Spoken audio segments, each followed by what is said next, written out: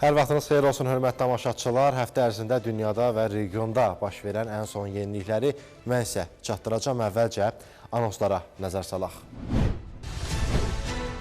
Azərbaycanın enerji təhlükəsizliyini və ixrac potensialını artıran strateji layihə. 1880 megawatt gücündə bu stansiya bizim enerji potensialımızı təbii olaraq daha da gücləndirəcək. Mingəçevirdə 8 noyabr elektrik stansiyasının açılışı oldu.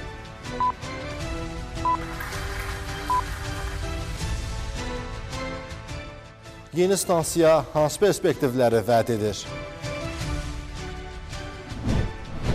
Revizionist hərəkətlərdən əl çəkin. Rəsmi Bakı kimə sərt cavab verdi? NATO olum və ölüm arasında. Mümkün senarilər hansılardır?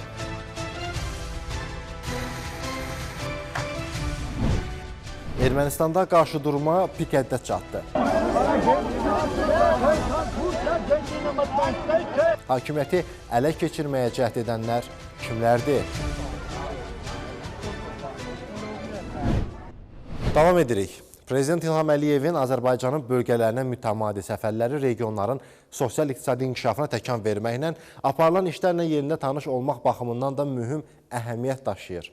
Dövlət başçısı iyunun 23-də Yevlax və Goranboy rayonlarına səfər edib. Səfər çərçivəsində dövlət başçısı bir sıra açılışlarda iştirak edib.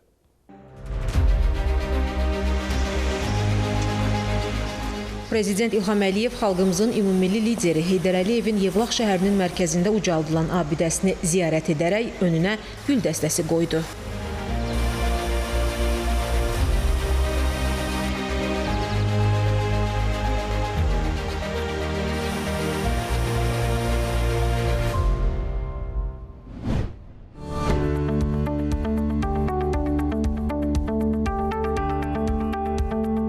Gənclər və İdman naziri Fərid Qayıbov dövlətimizin başçısına kompleksdə həyata keçirilən işlər barədə məlumat verdi.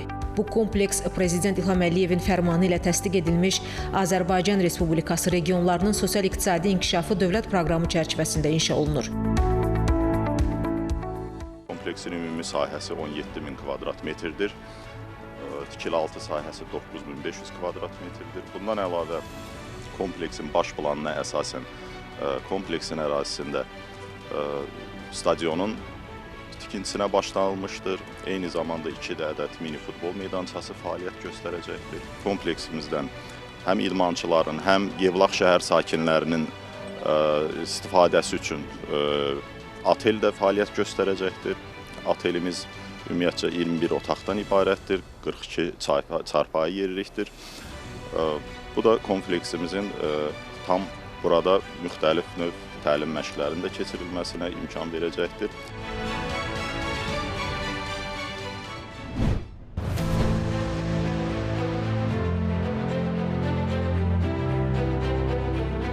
Avtomobil Yolları Dövlət Agentliyi İdarə Heyətinin sədri Salih Məmmədov dövlətimizin başçısına görülən işlər barədə məlumat verdi. Yolun Yevlax şəhərindən keçən hissəsində yeraltı piyada keçidinin, səkilərin, həmçinin magistral yola avtomobillərin 2 istiqamətli giriş-çıxışını təmin edən yanaşma yollarının tikinti işləri başa çatmaq üzrədir. Piyada keçidinin ümumi uzunluğu 48 metr olacaq ki, onun da 37 metri qapalı hissədir.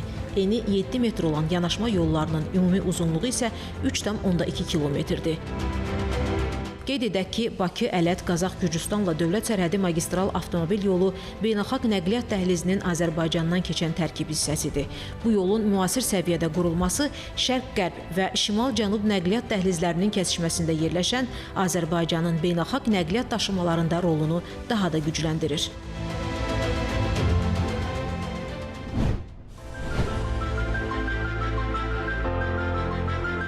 Dövlət Su Ehtiyatları Agentliyinin sədri Zaur Mikayılov Prezident İlham Əliyevə Yevlax şəhərinin su təchizatı və kanalizasiya sistemlərinin yenidən qurulması layihəsi barədə məlumat verdi. Bu layihə 2035-ci ilədək perspektiv inkişaf nəzərə alınmaqla 70 min sakinin içməli su təchizatının və kanalizasiya xidmətlərindən istifadəsinin yaxşılaşdırılmasına hesablanıb. Layihəyə əsasən Yevlax şəhərində məhsuldarlığı 20 min kubmetr olan içməli su təmizləyici qurğu, 139 kilometr içməli su şəbəkəsi, 13 5000-ə yaxın abonent birləşməsi, 115 kilometr tullantı su şəbəkəsi və 5 nasos stansiyasının tikintisi planlaşdırılır. Şəhərdə yaranacaq tullantı sularının təmizlənib kənarlaşdırılması məqsədi ilə məhsuldarlığı sutkada 12500 kubmetr olan təmizləyici qurğunun tikintisi də nəzərdə tutulub.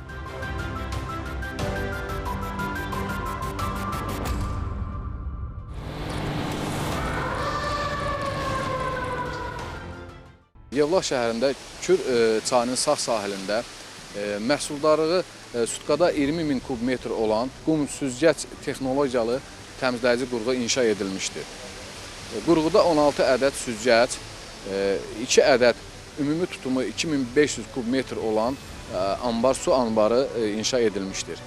4230 ədəd ev birləşməsi verilərək sayğac quraşdırılıb.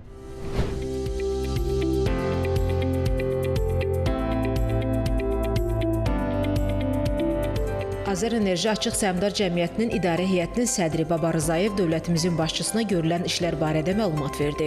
Yevlax Qovşaq yarımstansiyası 60 il əvvəl tikildiyindən tələbatı ödəmirdi. Respublikanın mərkəzi Aran regionunun enerji təchizatının yaxşılaşdırılması, istehlakçıların fasiləsiz keyfiyyətli elektrik enerjisi ilə təmin edilməsi, enerji sisteminin dayanıqlığının və etibarlılığının artırılması məqsədi ilə bu yarımstansiya tamamilə yenidən qurulub.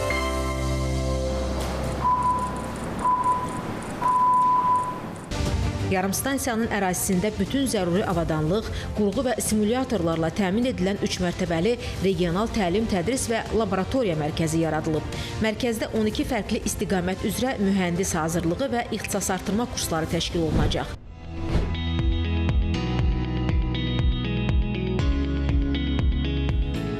Azərişıq Açıq Səhmdar Cəmiyyətinin sədri Vüqar Əhmədov dövlətimizin başçısına mərkəz barədə məlumat verdi. İdarə etmə mərkəzi vasitəsilə kənd təsərrüfatı sahələrinin dövlət əhəmiyyətli strateji obyektlərin, iaşə və xidmət obyektlərinin, xüsusən də əhalinin elektrik enerjisi təchizatında fasiləsizliyin, dayanıqlığın və səmərəli idarə etmənin təmin olunması həyata keçiriləcək. Mərkəzin elektrik təchizatı üçün Yevlax yarımstansiyasından 14 kilometr uzunluğunda elektrik verilişi xətti çəkilib.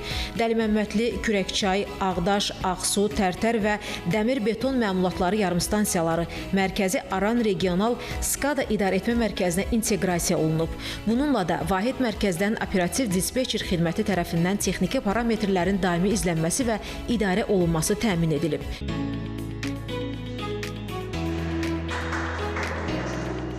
Hal-hazırda bizim olduğumuz bu SKADA idarə etmə mərkəzi həm mərkəzləşdirilmiş, yəni Bakıda yerləşən mərkəzi SKADA idarə etmə sistemindən həm də müstəqil fəaliyyət göstərə bilir. Ona görə də mərkəzdə yerləşən yarımstansiya qapalı tiplidir, məsafədən idarə olunur, işçi heyətinə ehtiyac yoxdur. Yalnız dispetçer idarə etməsi ilə idarəsi təmin edilir.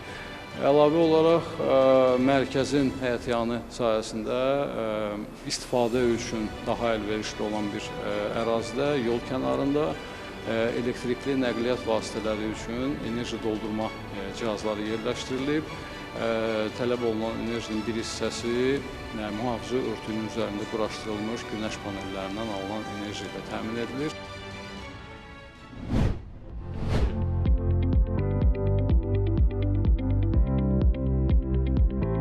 Ümumi sahəsi 2807 hektar, illik istehsal gücü 20 min tondan çox qarışıq meyvə, 20 milyon ədəd damazlıq yumurta və 1 milyon ədəd tink olan bu aqropark ölkə ərazisində kiçik və orta fermerlərin cəlb olunması ilə yaradılan dövlət aqroparkıdır. Səmərəliliyin artırılması üçün aqroparkda ağıllı idarə etmə sistemi tətbiq olunur. Bu məqsədlə əkin aparılan bağlarda iqlim stansiyaları, xüsusi kameralar və torpaq nəmlik sensorları qurulub. Aqroparkda 36 sahibkarlıq subyektinə rezidentlik statusu verilib. Hazırda 21 rezident tərəfindən həyata keçirilən layihələr çərçivəsində burada meyvə, meyvə tingi, damazlıq yumurta, taxıl məhsulları istehsal olunur. Məhsulların daxili bazarla yanaşı ixracı da nəzərdə tutulur. İqtisadiyyat naziri Mikayıl Cəbbarov aqropark barədə dövlətimizin başçısına məlumat verdi. Aqroparkın konsepsiyasına uyğun olaraq intensiv meyvə bağlarının salınması, heyvandarlıq, quşçuluq və əkinçilik təsərrüfatlarının, həmçinin sənaye zonasında emal sahələrinin və logistik mərkəzin yaradılması ilə özəl investisiyaların 100 milyon manata çatdırılması, 500 daimi və 1000-dən çox mövsümi iş yerlərinin yaradılması nəzərdə tutulur. Görülən işlərin davamı olaraq sənaye zonasında logistik mərkəz, emal müəssisələri, eləcə də heyvandarlıq kompleksi və məhsulların topdan satış bazarı da yaradılacaq.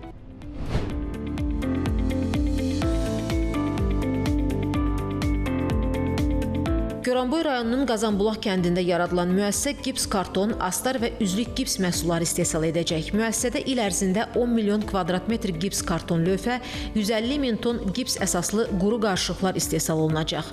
Müasir avadanlıqla təchiz olunan müəssisədə istehsal edilən məhsulların yerli bazarda satışı ilə yanaşı bir neçə ölkəyə ixracı da nəzərdə tutulur. Burada 200 nəfər daimi işlə təmin ediləcək. İstehsal zamanı istifadə edilən əsas xammal yerli gips daşı Azərbaycanın müxtəlif regionlarındakı yataqlardan tədarük olunacaq.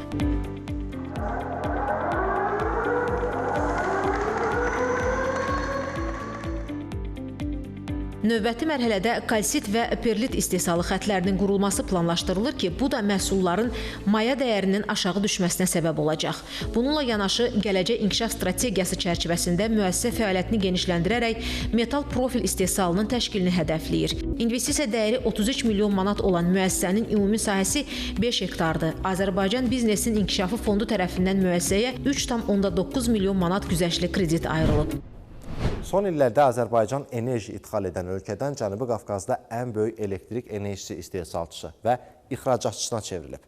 Prezident İlham Əliyevin rəhbərliyi və uzaqgörən siyasəti ilə yeni enerji layihələrinin reallaşması, müasir elektrik stansiyalarının istifadəyə verilməsi ölkəmizin ixrac potensialını daha da artırıb. Mingəçevirdə Prezident İlham Əliyevin iştirakı ilə keçirilən 8 noyabr elektrik stansiyasının açılışı bu sahədə mühüm mərhələ oldu. Bugün Azərbaycan Cənubi Qafqazın ən güclü elektrik enerjisi sisteminə malikdir. Ölkəmiz 22 iri istili elektrik stansiyası və 30-dan çox müxtəlif gücə malik su elektrik stansiyası ilə bu yolda uğurlu addımlayır. 2018-ci ildən ölkənin ümumi quraşdırılmış generasiya gücü 2676 meqavat artıb. Həm dövlət, həm də özəl investorlara məxsus kiçik su elektrik stansiyaları, günəş, külək və digər obyektlər kimi bərpa olunan enerji mənbələri də daxil olmaqla Azərbaycanın ümumi quraşdırılmış gücü 2025-ci ildə 8976 meqavata çatıb. Bu güclü generasiya potensialı ilə Azərbaycan 17 ilə yaxındır ki, elektrik enerjisinin ixracatçısı olub. Daxili tələbatı ardıcıl şəkildə ödəməklə yanaşı regional və beynəlxalq bazarları enerji ilə təmin edir. Azərbaycanın enerji potensialının gücləndirilməsinin növbəti mərhələsi çərçivəsində Cənubi Qafqazda ən böyük istili elektrik stansiyasının tikintisinə 2023-cü ilin fevralında başlanılıb. Mingəçevir şəhərində yerləşən obyektin planlaşdırılmış gücü 1880 meqavat olacaq. İndi tikintisinin başlanmasından 2 il yarım keçməmiş Qarabağın azadlığı uğrunda 44 günlük müharibədə Azərbaycanın qazandığı tarixi qələbənin şərəfinə Mingəçevirdə 8 noyabr adlandırılan yeni elektrik stansiyasının möhtəşəm açılış mərasimi keçirildi. Mərasim zamanı Prezident İlham Əliyev layihənin əhəmiyyətini, onun həyata keçirilməsində İtaliya və Çin şirkətlərinin mühüm rol oynadığını vurğuladı. Qeyd etməliyəm ki, həm İtaliya, həm Çin Azərbaycanın strateji tərəfdaşlarıdır. İtaliya ilə 2, Çinlə 2 strateji tərəfdaşlıq haqqında bəyannamələr imzalanmışdır. Biz son 20 il ərzində Azərbaycanın energetika sistemini demək olar ki, sıfırdan qurmuşuq. Yeni elektrik stansiyaları quruldu ölkəmizin müxtəlif yerlərində. Eyni zamanda Mingəçevirdə də yenidən qurma işləri aparılmışdır. Prezident xatırladıb ki, Mingəçevir 1970-ci illərdən Azərbaycanın enerji sektorunda mərkəzi rol oynayıb. 1974-cü ildə ümummilli lider Heydər Əliyevin təşəbbüsü və bilavasitə rəhbərliyi ilə Mingəçevirdə Azərbaycan İstili Elektrik Stansiyasının təməli qoyuldu. 1981-ci ildə zavodun ilk bloku işə salındı. Sonradan əlavə aqreqatların işə salınması ilə qurğu Sovet dövründə Cənubi Qafqazın əsas enerji mərkəzlərindən birinə çevrildi. Müstəqilliyin ilk illərində Azərbaycanın yanacaq təchizatının kəsilməsi və köhnəlmiş enerji sistemi səbəbindən ciddi enerji çatışmazlığı ilə üzləşdiyi bir vaxtda Azərbaycan İstili Elektrik Stansiyası həm ev təsərrüfatlarının, həm də sənaye sahələrinin elektrik enerjisi ilə təminatında mühüm rol oynayıb. 2018-ci ildə Azərbaycan İstilik Elektrik Stansiyasının yenidən qurulmasının təməli qoyuldu və 2020-ci ilin iyunun 25-də, düz 5 il bundan əvvəl yenidən burada stansiyaya yeni həyat verilmişdir və hal-hazırda Azərbaycan Elektrik Stansiyasının generasiya gücü 1800 megawattdır. 8 noyabr stansiyasının gücü 1880 megawattdır və su elektrik stansiyasının gücü 400 megawattdan çoxdur. Prezident İlham Əliyev vurğulayıb ki, hazırda ölkədə istehsal olunan elektrik enerjisinin 40%-dən çoxu Mingəçevirdə istehsal olunur. Dövlət başçısı əlavə edib ki, 8 noyabr elektrik stansiyası Azərbaycanın enerji potensialını əhəmiyyətli dərəcədə artıracaq. Milli enerji sisteminin səmərəliliyini artıracaq və Mingəçevirin təkcə Azərbaycan üçün deyil, bütün Cənubi Qafqaz regionu üçün əsas enerji qovşağı kimi rolunu daha da möhkəmləndirəcək. Bu layihənin qısa müddət ərzində icra edilməsi, energetiklər bunu yaxşı bilirlər ki, bu rekord nəticə sayıla bilər. Çünki təxminən 2000 megawatlıq elektrik stansiyasının inşa müddəti bir neçə il davam edir. Bəlkə də 3 il, 4 il, 5 il, bəlkə daha da çox. Məsəl üçün, Sovet dövründə Mingəçevirdə Azərbaycan İstilik Elektrik Stansiyasının inşası 1974-cü ildə başlamışdır və birinci blok 1981-ci ildə istismara verilmişdir. Yəni 7 ildən sonra 300 megawatt enerji əldə edildi. Biz isə 2 il ərzində təxminən 2000 megawatt enerji əldə etmişik. Azərbaycan prezidenti onu da qeyd edib ki, 8 noyabr elektrik stansiyasının istifadəyə verilməsi bir sıra digər məqsədlərin də həyata keçirilməsinə kömək edəcək. Qeyd etdiyim kimi, enerji sistemimizin səmərəliyi artırılacaq, potensial generasiya gücümüz artacaq, eyni zamanda şərti yanacaq sərfiyyatı kəskin aşağı düşəcək. Beləliklə, bu bizə təbii qaza qənaət etmək üçün imkan yaradacaq. Dövlətimizin başçısı hər çıxışında diqqəti 30 illik işğal, eyni zamanda 44 günlük 2-ci Qarabağ müharibəsi dövrünün reallıqlarına yönəldir. 8 noyabr elektrik stansiyasının açılışında da bu məsələ diqqətdə oldu.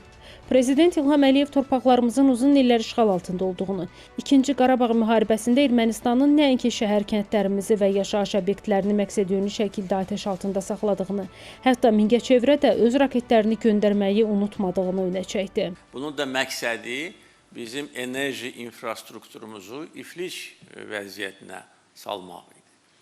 Hətta 2-ci Qarabağ müharibəsindən əvvəl bizi hədələmək üçün bir neçə üsuldan istifadə edən Ermənistan, o cümlədən Mingəçeviri bombalamaq, burada su bəndini dağıtmaq və Mingəçevir elektrik stansiyasını sıradan çıxartmaq kimi təhdidlər də səsləndirirdi.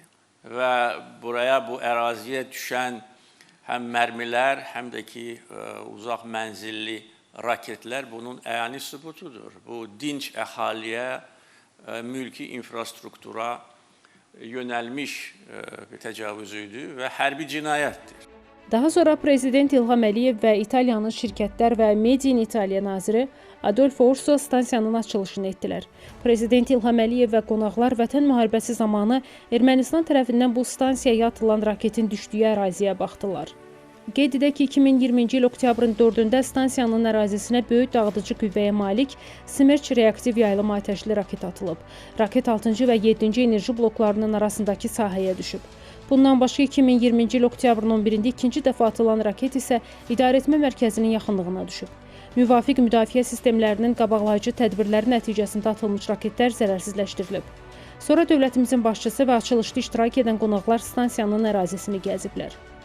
Qeyd edək ki, stansiyada tətbiq olunan ən son texnoloji həllər və dünyanın aparıcı enerji istehsalı avadanlıqları sayəsində yanacaq sərfiyyatı əhəmiyyətli dərəcədə azaldılıb. Faydalı iş əmsalı artırılıb və ətraf mühitə təsir minimuma endirilib. Bu baxımdan 8 noyabr elektrik stansiyası həm ekoloji, həm də iqtisadi səmərəliliyi ilə seçilən nümunəvi enerji layihəsi hesab olunur və ölkənin enerji siyasətində yeni mərhələnin başlanğıcını simvolizə edir.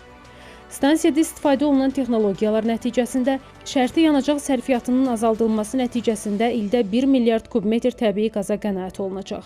2 milyon ton karbon qazının atmosferə atılmasının qarşısı alınacaq. Faydalı iş əmsalı 17% artırılaraq 55,5%-ə yüksəlib. Əlavə olaraq 90 meqavat enerji istehsalı imkanı yaranıb. Mövcud enerji blokları modernləşdirilib, ötürmə və qaz təminatı infrastrukturunda yeniliklər aparılıb.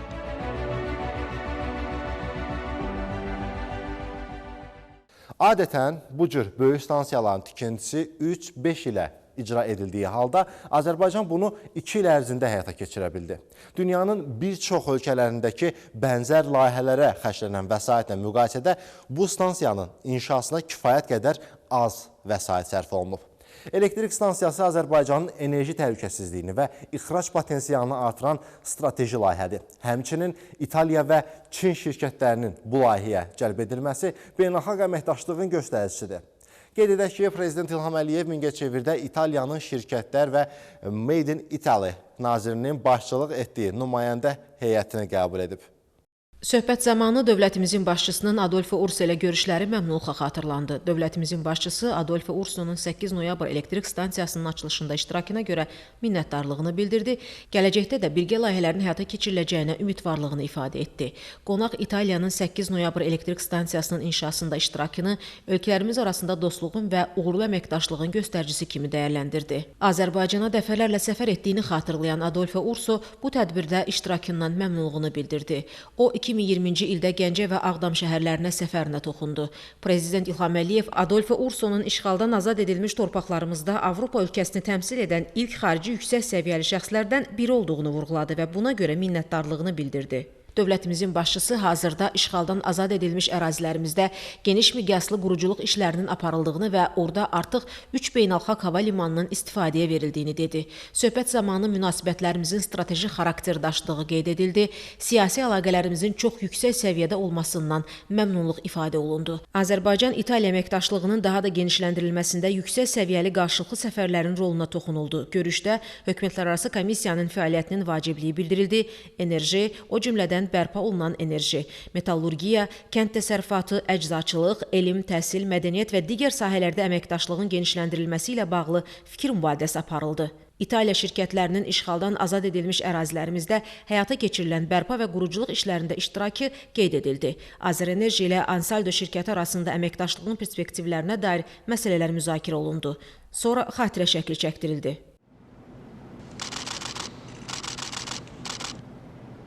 Dövlət başçısı Mingəçevirdə Çinin Dongfang Electric International Corporation şirkətinin idarə heyətinin sədrini qəbul edib.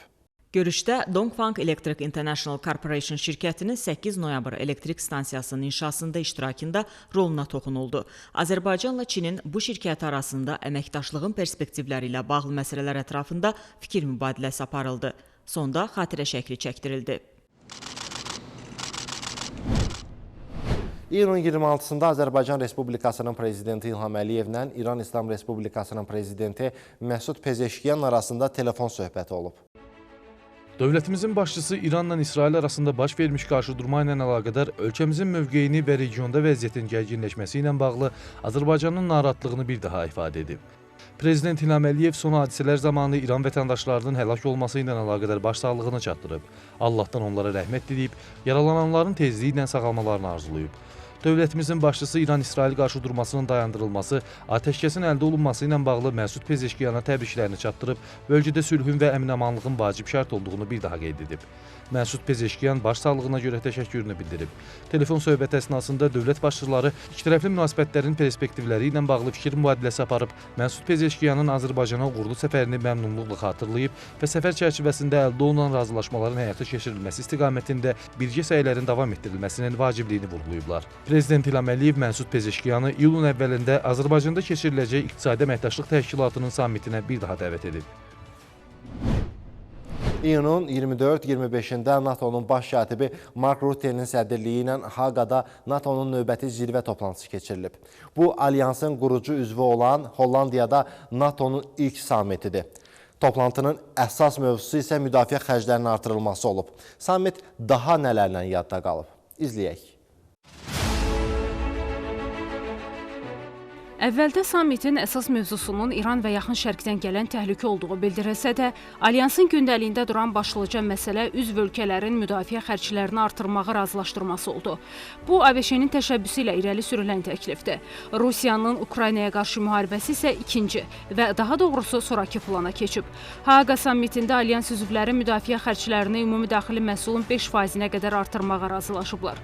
Onlar 2035-ci ilə qədər ümumi daxili məhsulun 3,5%-ni klassik hərbi ehtiyaclara və əlavə 1,5%-ni infrastruktura, terrorla mübarizəyə və hərbi məqsədlər üçün istifadə edilə bilən infrastrukturun inkişafına, məsələn, tankları daşıya bilən körpülərə, dəmir yollarına, limanlara ayıracaqlarına dair qərar qəbul ediblər. Xərclərin artırılması Donald Trumpın Avropanın müdafiəsi üçün əsas məsuliyyəti Avropalıların öz üzərinə götürməsi tələbi ilə izah edilir. Yeri gəlmişkən, Ukrayna ilə bağlı məsələ bu toplantıda o dərəcədə aktual olmayıb. Xatırlatmaq yerinə düşər ki, 2024-cü ildə Vaşinqtonda keçirilmiş sammitdə Ukraynaya 40 milyard avro məbləğində təhlükəsizlik yardımı vəd edilmişdi. Bundan əlavə, onun NATO-ya üzvlük yolunun geri dönülməz olduğu bəyan edilmişdi. Ancaq Haaqa toplantısından sonra NATO üzvlərinin yekun bəyanatında bu cür ifadələr işlədilməyib.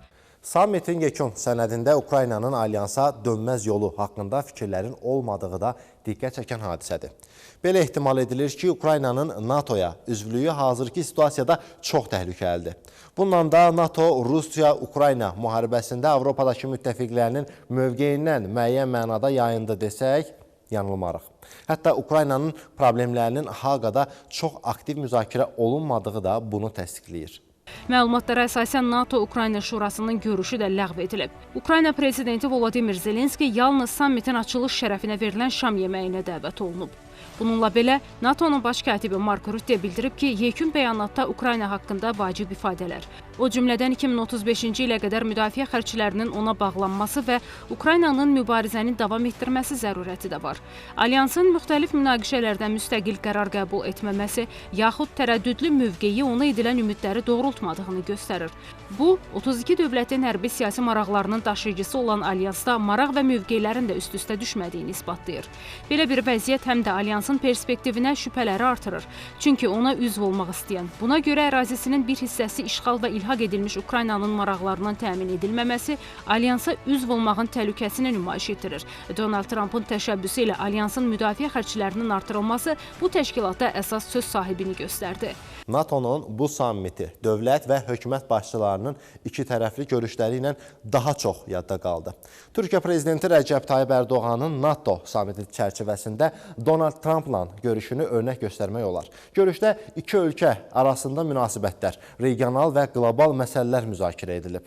Prezident Ərdoğan ABŞ prezidentinin səyləri ilə İsrail və İran arasında əldə olunan atəşkəs razılaşmasını alqışlayıb və bunun daimi olmasını arzulayıb. Prezident Ərdoğan iki ölkənin müxtəlif, xüsusən enerji və investisiya sahəsində böyük potensiala malik olduğunu, əməkdaşlığın inkişaf etdirilməsinin, özəlliklə müdafiə sənayesində ümumi ticarətin 100 milyard dollarlıq hədəfə çatmasına töhfə verəcəyini bildirib. Bu, ABŞ-Türkiyə əlaqələri və əməkdaşlığının inkişafı üçün ilkin açıqlama yaxud niyyət sayıla bilər. Bir maraqlı fakt da budur ki, bu dəfəki sammit təhlükəsizlik tədbirlərinə görə tarixi rekorda imza atıb. Hava məkanı qapadılıb. Təhlükəsizliyi 27 min polis, 10 min hərbiçi, eləcə də F-35 təyyarələri, Apache helikopterləri və hava hücumundan müdafiə sistemləri qoruyub. Sammitin dəyəri 183,4 milyon avrodur. Keçirilmə müddəti isə bir sutkadan azdır. Bununla da sammit NATO tarixində ən bahalı toplantı olacaq. Belə ki, onun bir dəqiqəsi təxminən 1 milyon avroya başa gəlir. Hazırda alyansa üzv olan 32 ölkədən 22-si artıq ümumdaxili məhsulun 2%-ni müdafiəyə ayırmağa başlayıb. Burada çempion ötən il ümumdaxili məhsulun 4%-dən çoxunu xərcləmiş Polşadır. İkinci yerdə Estoniya və Amerika Birləşmiş Ştatları gəlir 3%-dən çox. Amma bu yaxınlarda Trump alyans ölkələrini müdafiəyə ümumdaxili məhsulun 5%-ni xərcləməyə çağırıb. Bəzi Avropalı müttəfiqlər onun bu fikrindən şoka düşüblər. Blokun baş katibi Mark Rutte'nin sözlərinə görə sonradan onların əksəriyyəti bu rəqəmi qəbul etməyə yaxınlaşıb. Rutte zərbəni yumuşatmağı və hər bir NATO üzvünün hərbi xərcləri ümumdaxili məhsulun 3,5%-nə qədər artırmağı, qalan 1,5% isə müdafiə ilə bağlı xərclər adlandırmağı təklif edir. Qərbi Azərbaycana qayıdış məsələsinə beynəlxalq dəstəyin əldə edilməsi istiqamətində növbəti böyük uğur əldə edilib. Belə ki, İstanbulda keçirilən İslam Əməkdaşlıq Təşkilatının Xarici İşlər Nazirləri Şurasının 51-ci sessiyasının yekununda bir sıra qərarlar, eləcə də ilk dəfə olaraq Qərbi Azərbaycan icması ilə bağlı qətnamə qəbul olunub. Sessiyanın yekunlarına dair İstanbul bəyannaməsi, habelə ölkəmizin təşəbbüsü ilə irəli sürülmüş 5 qətnamə qəbul edilib. Belə ki, İslam Əməkdaşlıq Təşkilatı çərçivəsində ilk dəfə olaraq qəbul olunan, hazırki Ermənistan ərazilərindən zorla və sistematik şəkildə didərgin salınmış azərbaycanlıların qayıdış hüququ adlı qətnamədə təşkilata üzv ölkələrinin Qərbi Azərbaycan icmasının öz yurdlarına ləyaqətli qayıdış hüququna dəstəyi ifadə olunur. Habelə Ermənistan tərəfindən sözü gedən icmanın hüquqlarını inkar olunması qınanılır. Qeyd edilən qətnamə ilə yanaşı İstanbul bəyannaməsində Azərbaycanla Ermənistan arasında normallaşma prosesində əldə olunan irəliləyişlər alqışlanır, Ermənistan tərəfinə sülh müqaviləsinin imzalanmasının qarşısında duran siyasi və hüquqi çağırışların aradan qaldırılması ilə bağlı çağırış edilir. Bəyannamə həmçinin Ermənistanın təcavüzü nəticəsində öz yurdlarından didərgin düşən məcburi köçkünlərin ləyaqətli geri qayıdışını təmin etmək istiqamətində Azərbaycanın yenidən qurma və mina təmizləmə səylərinə dəstəyi ifadə edir. Sənəddə o cümlədən indiki Ermənistan ərazilərindən zorla qovulmuş azərbaycanlıların geri qayıdış hüququnun mövcudluğu təsdiqlənir və Ermənistan tərəfinin Qərbi Azərbaycan icması ilə dialoqu rədd etməyi qınanılır. Təbii ki, belə mötəbər tədbirdə Qərbi Azərbaycanla bağlı məsələ qaldırılması və qətnamə qəbul edilməsi erməniləri qıcıqlandırıb. Sülhə heç bu qədər yaxın olmadıqlarını söyləyən Ermənistan rəsmiləri yenə həmişəki kimi cəfəng iddialara əl atıblar. Rəsmi Bakı Ermənistanın Xarici İşlər Nazirliyinin növbəti əsassız bəyanatını rədd edib. Söz gedən bəyanatda rəsmi İrəvan Qərbi Azərbaycanlıların Ermənistandan güya könüllü köçdüklərini, Ermənistan tərəfindən onlara kompensasiya ödənildiyini və bu ölkədəki Azərbaycanlıların mədəni irsinin qorunduğunu iddia edir. Beləliklə, maskası yırtılan erməni rəsmiləri artıq üssüzlüyə də əl atıblar. Azərbaycan Xarici İşlər Nazirliyinin mətbuat katibi Ayxan Hacızadə bildirib ki, Ermənistan Xarici İşlər Nazirliyinin İstanbul bəyannaməsi və İslam Əməkdaşlıq Təşkilatının Xarici İşlər Nazirləri Şurasının 51-ci sessiyasında qəbul edilmiş qətnamələrlə bağlı əsassız bəyanatını qətiyyətlə rədd edirik. Qeyd olunur ki, Ermənistanın bu sənədlərin məzmununu təhrif etmək və tarixi faktları saxtalaşdırmaq cəhdi onun sülh prosesinə xələl gətirmək və beynəlxalq ictimaiyyəti çaşdırmaq səylərinin daha bir nümunəsidir. Bildirilir ki, İslam Əməkdaşlıq Təşkilatının qəbul etdiyi qətnamələr, o cümlədən indiki Ermənistan ərazisindən zorla və sistemli şəkildə qovulmuş azərbaycanlıların geri qayıtmaq hüququ adlı qətnamə tarixi faktları əks etdirir və beynəlxalq hüquq və ədalət prinsiplərinə əsaslanır. Ermənistanın iddialarının əksinə olaraq, azərbaycanlıların indiki Ermənistandan sistemli şəkildə qovulması könüllü deyil, zorakılıq, hədə-qorxu və insan hüquqlarının kobud şəkildə pozulması ilə yadda qalıb. İslam Əməkdaşlıq Təşkilatının azərbaycanlıların geri qayıtmaq hüququnu dəstəkləməsi Ermənistanın əsassız şəkildə təqdim etdiyi ərazi iddiası deyil, ədalətə və onların fundamental hüquqlarının bərpasına çağırışdı. Vurğulanıb ki, 700 mindən artıq azərbaycanlını köçkün vəziyyətinə salmış və 2023-cü ildə Azərbaycanın suverenliyinin bərpası ilə yekunlaşmış Azərbaycan ərazilərinin Ermənistan tərəfindən təxminən 30 il davam edən qanunsuz işğalı kontekstini nəzərə alaraq Ermənistanın 2023-cü il antiterror tədbirlərinə dair iddiası da eyni dərəcədə əsassızdır. İslam Əməkdaşlıq Təşkilatının Xocalı soyqırımı ilə bağlı Ermənistanın təhrif olunmuş şərh kimi rədd etdiyi qətnaməsi 1992-ci ilin fevralında Xocalıda qadın və uşaqlar daxil olmaqla 613 dinc sakinin vəhşicəsinə qətlə yetirilməsi zamanı Ermənistan silahlı qüvvələrinin törətdiyi qəddarlıq barədə danılmaz həqiqəti bir daha təsdiq edir. İnsanlıq əleyhinə bu cinayət beynəlxalq insan haqları təşkilatları tərəfindən sənədləşdirilib və bir çox ölkələr tərəfindən tanınıb. Ermənistanın bu və digər hərbi cinayətlərə, o cümlədən işğal zamanı Azərbaycanın mədəni irsinin dağıdılmasına görə məsuliyyətini etiraf etməkdən yayınması onun sülh prosesində etibarını daha da sarsıdır. Bildirilib ki, Ermənistanın sülhə sadiqliyi iddiası onun hərəkətləri ilə uyğun gəlmir. Azərbaycan ardıcıl olaraq ərazi bütövlüyü və suverenliyə qarşılıqlı hörmət əsasında hərtərəfli sülh sazişinin tərəfdarı olduğu halda, Ermənistan dəfələrlə kritik məsələlər üzrə qeyri-konstruktiv mövqe nümayiş etdirməklə tərəqqiyə mane olub. Rəsmi Bakının bəyanatında o da vurğulanır ki, İslam Əməkdaşlıq Təşkilatının Ermənistanı gecikmədən sülh sazişinin imzalanmasına maneələri aradan qaldırmağa çağırması beynəlxalq ictimaiyyətin Cənubi Qafqazda davamlı sabitliyi təmin edən həll üzrə gözləntiləri ilə üst-üstə düşür. Ermənistanın İslam Əməkdaşlıq Təşkilatının prinsipial mövqeyini siyasiləşdirmək və öz hərəkətlərinə görə məsuliyyətdən yayınmaq cəhdləri Azərbaycanı ədalətli və davamlı sülh əldə etmək səylərindən çəkindirməyəcək. Rəsmi Bakı Ermənistanı revizionist ritorikasından əl çəkməyə və tarixi məsuliyyətlərini etiraf etməyə çağırır. Qüdrətli Azərbaycanın müzəffər ordusunun yaranmasından artıq 107 il ötür. Ulu Öndər Heydər Əliyevin səyləri nəticəsində formalaşdırılmış Azərbaycan Silahlı Qüvvələrinin şanlı tarixinin ən yüksək zirvəsində sözsüz ki, vətən müharibəsinə qazanılmış möhtəşəm Qarabağ zəfəri dayanır. Qəhrəman zabit və əskərlərimiz Müzəffər Ali Baş Komandan İlham Əliyevin sərkərdəliyi ilə cəmi 44 gündə 30 illik işğala, ermənilər və havadarları tərəfindən uydurulmuş miflərə son qoyaraq Azərbaycanı qalib ölkəyə çevirdilər. Prezident Müzəffər Ali Baş Komandan İlham Əliyevin rəhbərliyi ilə Azərbaycanda ordu quruculuğu prosesi keyfiyyətcə yeni mərhələyə qədəm qoyub. Bu məqsədlə hər il dövlət büdcəsindən müdafiə xərclərinə böyük vəsait ayrılıb, ölkənin müdafiə sənayesi yaradılıb. Hərbiçilərin peşəkarlığının artırılması, şəxsi heyətin döyüş ruhunun, mənəvi-psixoloji hazırlığının yüksəldilməsi, ordumuzun ən müasir silah və texnika ilə təchizatı istiqamətində görülən təxirə salınmaz tədbirlər Azərbaycan Silahlı Qüvvələrini regionun ən qüdrətli ordusuna çevirib. Modernləşdirilən Azərbaycan ordusunun qüdrəti bu gün beynəlxalq səviyyədə etiraf edilir. Silahlı qüvvələrimiz hazırda dünyanın ən güclü 50 ordusu sırasında qərarlaşıb. Rəşadətli ordumuz 2016-cı ilin aprel döyüşləri və 2018-ci ilin mayında Günnüt zəfəri ilə uğurlu əməliyyatlara imza atdı.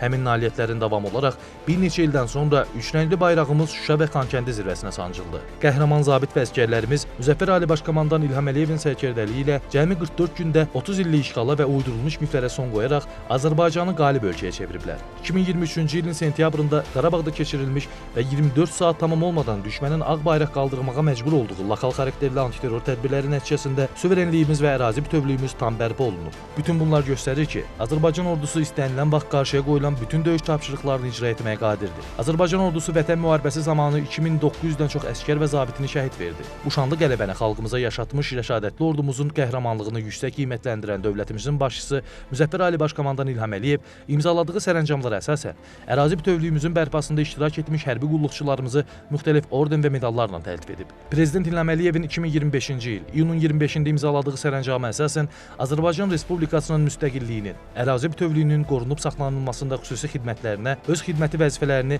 və hərbi hissə qarşısında qoyulmuş tapşırıqları yerinə yetirərkən fərqləndiklərinə görə Müdafiə Nazirliyinin hərbi qulluqçuları və mülki işçiləri təltif edilib. Ali Baş Komandan Respublikamızın suverenliyi, müstəqilliyi, ərazi bütövlüyü uğrunda gedən döyüş əməliyyatları zamanı canlarından keçmiş şəhidlərimizin əziz xatirəsini daim hörmət və ehtiramla anır, valideynlərinə, ailələrinə, torpaqlarımızın azadlığı uğrunda sağlamlığını itirən döyüşçülərimizə, veteranlara diqqət və qayğı göstərir. İkinci Qarabağ müharibəsindən sonraki dövrdə Azərbaycan ordusunun daha da gücləndirilməsi istiqamətində davamlı addımlar atılır, yeni silah və texnikalar alınır və bu sahəyə lazımi qədər dövlət vəsaiti ayrılır. Silahlı qüvvələrimizin Türk ordu modelinə keçidi, komanda bölmələrinin yaradılması prioritet istiqamətdir və həmin məqsədlə həyata keçirilən tədbirlər öz bəhrəsini verir. Silahlı qüvvələrimiz öz döyüş qabiliyyətini əhəmiyyətli dərəcədə artırmaqda davam edir. Əminliklə demək olar ki, bugünkü Azərbaycan ordusu müharibə dövründə qəhrəmanlıq və peşkarlıq göstərmiş ordumuzdan daha da güclüdür.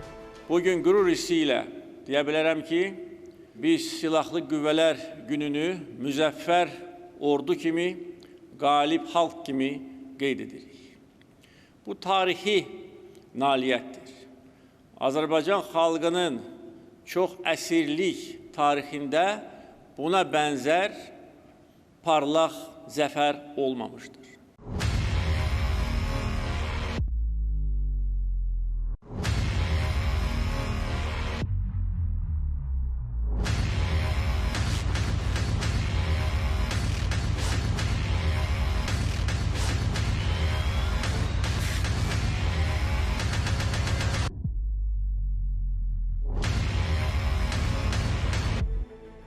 Azərbaycanda yerli və beynəlxalq səviyyəli təlimlər təşkil olunur.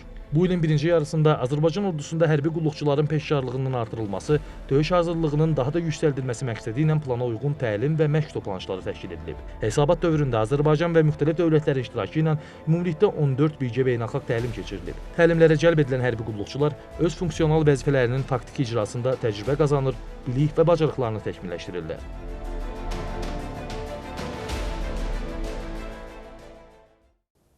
Bugün şanlı ordumuzun qəhrəman hərbçiləri bu bayramı Qarabağ zəfərinin 5-ci il dönümünün təntənəsində qeyd edirlər.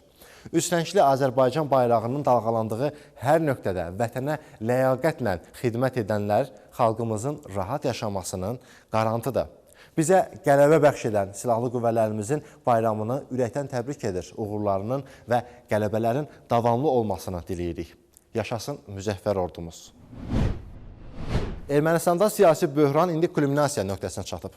İyunun 25-də səhər saatlarında ölkədə dövlət çevrilişinə cəhdin qarşısının alınması ilə bağlı məlumat yayılıb. Az sonra Respublika İstintaq Komitəsi məsələ ilə bağlı açıqlama yayıb. Xüsusilə Müqəddəs Mübarizə adlı hərəkatın iştirakçıları və liderlərinin Ermənistan Respublikasında terror aktları və hakimiyyəti ələ keçirməyə yönəlmiş aksiyalar həyata keçirməyi planlaşdırdıqları bildirilirdi. Vazgen Qalstanyanın rəhbərlik etdiyi və qurduğu Müqəddəs Mübarizə adlı hərəkat vasitəsilə Ermənistan Respublikasında hakimiyyəti qanuni yolla ələ keçirmək məqsədinə bir neçə ay ərzində nail ola bilməyib. 2024-cü ilin noyabrında bu məqsədini konstitusiyaya zidd yollarının həyata keçirmək qərarına gəlib, deyə bəyanatda vurğulanır. Çevrilişə cəhd edənlər hər biri 25 nəfərə qədər olan 200-250 zərbə qrupu yaratmağı planlaşdırırdılar. Əsasən keçmiş hərbi qulluqçular və döyüş hazırlığı olan polislər. Ermənistan İstintaq Komitəsinin bəyanatında təqdim olunanlar qonşu ölkədə hakimiyyət dəyişikliyinə hazırlıqların nə qədər planlı və ciddi olduğunu anlamaq üçün kifayətdir. Təbii ki, belə ittihamlardan sonra Ermənistanın hər yerində hazırki hakimiyyətin əleyhdarlarına qarşı axtarışlar, təqiblər və həbslər gedir. Müxalifətçilərin evlərində aparılan axtarışlar nəticəsində saxlanılanların ilkin siyasi artıq bəlli olub. Arxiyepiskop Baqrat Qalstanyanla yanaşı siyahıda bir neçə nəfər də var. Ermənistanın baş naziri Nikol Paşinyan hüquq mühafizə orqanlarının ölkədə hakimiyyətin ələ keçirilməsinin qarşısını aldığını bəyan edib. Hökumət başçısı bildirib ki, hüquq mühafizə orqanlarının əməkdaşları kriminal oliqarx ruhani dairələrinin respublikada sabitliyi pozmağa və zoraki yolla hakimiyyəti ələ keçirməyə yönəlmiş geniş miqyaslı və qorxunc planının qarşısını alıblar. Hazırda Nikol Paşinyanla kilsə arasında mübarizə davam edir. Hər iki tərəf bir-birlərini ittiham və təhdid edir. Burada 5-ci kolon da, belə desək, aktiv rol oynayır və bunun fonunda bir sual gündəmə çıxır. Robert Köçəryan, Seyir Sarkisyan və bütün ermənilərin katolikosu 2. Qarageni də həbs edilib, cinayət məsuliyyətinə cəlb ediləcəklərmi? Ermənistanın ən yaxın tarixində hakimiyyəti zorakılıqla dəyişdirmək cəhdləri və ya konstitusiyaya quruluşuna təhdid kimi şərh edilə bilən çoxsaylı hadisələr baş verib. Məsələn, 1999-cu il oktyabrın 27-sində Nairi Hunanyanın başçılıq etdiyi bir qrup silahlı şəxs Ermənistan parlamentinin binasına basqın edərək baş nazir Vazgen Sarkisyanı, spiker Karen Demirçyanı və daha 6 siyasətçini güllələyib. 2016-cı il iyulun 17-sində Sasna Tsrer terror hərəkatının bir qrup silahlı müxalifətçisi İrəvanın Erebuni rayonunda patrul polisi alayının ərazisini ələ keçirib və bir neçə gün orada girov saxlayıb. Onlar yaraqlı Jirair Sefilyanın azadlığa buraxılmasını və o vaxtki prezident Serj Sarkisyanın istefasını tələb ediblər. Formal olaraq aksiyanı erməni diasporunun radikal üzvləri və müxalifət fəalları həyata keçirib. Hakimiyyət bunu dövlət çevrilişinə cəhd adlandırıb. Jirair Sefilyan özü silahlı qiyamın təşkilində hər hansı əli olduğunu inkar edib. İyulun 31-də binaya basqın təhlükəsi ilə üzləşən müxalifətçilər təslim olublar. Daha sonra hücum edənlər uzun müddət azadlıqdan məhrum ediliblər. Jirair Sefilyan da mühakimə olunub, lakin Nikol Paşinyan hakimiyyətə gəldikdən sonra amnistiyaya məruz qalıb. Bu hadisələr Seyir Sarkisyan rejiminin nüfuzunu ciddi şəkildə sarsıtdı və ölkədə etiraz əhval-ruhiyyəsinin artmasına səbəb oldu və nəticədə 2018-ci ilin məxməri inqilabı baş verdi. Bütün bunları nəzərə alanda Ermənistan İstintaq Komitəsinin son bəyanatında keçmiş hərbçilərin son çevriliş cəhdində iştirakının vurğulanması təəccüblü deyil. Lakin hazırki vəziyyətdə Ermənistanın indiki hakimiyyəti ilə onun əleyhdarları arasında qarşı durmaya son qoyulması üçün hələ tezdir. Naxçıvan Muxtar Respublikasının sosial-iqtisadi inkişafına dair 2023-2027-ci illər üçün dövlət proqramının əsas istiqamətlərindən biri Naxçıvan şəhərinin baş planının hazırlanmasıdır. Bu mühüm layihənin icrası Böyük Britaniyanın şəhərsalma sahəsində böyük təcrübəyə malik Chapman Taylor şirkətinə həvalə olunub. Artıq baş planın bəzi detalları da məlum olub. İzləyək. Layihənin icrasını rəhbərlik edən Chapman Taylor şirkətinin direktoru Marcelina Zieleniska yeni baş planla bağlı mühüm məqamları açıqlayıb. O bildirib ki, Naxçıvan şəhəri həm təmizliyi, həm də sakitliyi ilə diqqət çəkir. Lakin Zəngəzur dəhlizinin açılması perspektivi və regionun strateji mövqeyi nəzərə alınaraq şəhərin daha böyük potensiala hazırlanması vacibdir. Hər gəlişimizdə hökumət bizim müxtəlif yerli nümayəndələrlə görüşümüzü təşkil edib. Səhiyyə, təhsil və bir çox sferaları əhatə edən qurumlarla, eləcə də bir çox sakinlərlə söhbətlər aparmışıq. Onların həm məsləhətlərinə qulaq asır, həm də ehtiyaclarını dinləyirik və yeni baş planı onların da istəklərinə uyğun formada qururuq. Marcelina Zieleniska'nın sözlərinə görə gələcəkdə Naxçıvan şəhəri əhalisinin 2 qatına qədər insanı qəbul edə biləcək imkanlara malik olacaq. Odur ki, şəhərin yalnız infrastruktur baxımından deyil, inzibati sərhədləri və əhatə dairəsi baxımından da genişlənməsi gündəmdədir. Mərkəz hissələrdə yeni inzibati binaların inşası üçün plan hazırlayırıq. Şəhərdə sıxlığın arta biləcəyini nəzərə alaraq əhalinin daha rahat yaşayışı və istirahəti üçün lazımi infrastrukturun qurulması nəzərdə tutulur. Bundan başqa bizim fikrimizcə şəhərin yaşıllıq ərazisinin artırılması istiqamətində də potensial imkanlar var. Mövcud parkların heç birinə toxunmamağa üstünlük veririk. Naxçıvançay vadisində və digər su hövzələrinin ətrafında yaşıllıq ərazilər inkişaf etdirilə bilər və insanlar burada daha səmərəli vaxt keçirə bilər. Əsas məqsəd Naxçıvanın mövcud imkanlarını artırmaq, davamlı və planlı inkişaf üçün zəmin yaratmaqdır. Şəhərin böyüməsi artıq zərurətə çevrilib və bu böyüməni sistemli şəkildə həyata keçirmək vacibdir. Şəhərin tarixi görkəmi ilə müasirliyin vəhdətini düzgün tətbiq etməyi xüsusi diqqətə saxlayırıq. Müasirlik ilə ənənəvilik arasındakı balansı qorumağa çalışırıq. Planımızın tərkib hissəsi olaraq əvvəlcə əsas strateji yerləri, tarixi abidələri, milli mədəni irs nümunələrini müəyyənləşdiririk. Yeni baş plan çərçivəsində müasir şəhərsalma yanaşmaları tətbiq ediləcək. Yaşayış, nəqliyyat və sosial infrastruktur balanslı şəkildə inkişaf etdiriləcək. Velosiped zolaqları ilə yanaşı düzgün qurulmuş və təhlükəsiz olan piyada səkiləri, zolaqlar, keçidlər. Bütün bu imkanların hər birinin vətəndaş üçün əlçatanlığı da əsas nüanslardandır. Layihənin yekun nəticəsi olaraq Naxçıvanın daha funksional, dayanıqlı və yaşamaq üçün cəlbedici bir şəhərə çevrilməsi hədəflənir. İndi isə dünyada baş verənlərə nəzər salaq. Xarici xəbər vaxtıdır. Ümumdünya Meteorologiya Təşkilatının yeni hesabatına görə Asiya qitəsi qlobal orta göstəricidən 2 dəfə sürətlə istiləşir. Heç bir zəifləmə əlaməti göstərməyən bu istiləşmə tempi bütün regionda həyat və dolanışıq vasitələri üçün dağıdıcı nəticələrə gətirib çıxarır. Ümumdünya Meteorologiya Təşkilatının baş katibi Celeste Saulo bildirib ki, ekstremal hava artıq qəbul edilməz dərəcədə yüksək fəsadlar törədir. Təşkilatın hesabatında Asiyanın böyük quru kütləsi səbəbindən qlobal orta göstəricidən 2 dəfə daha sürətlə istiləşdiyi, temperaturun dəniz üzərində olduğundan yüksək səviyyəyə çatdığı bildirilir.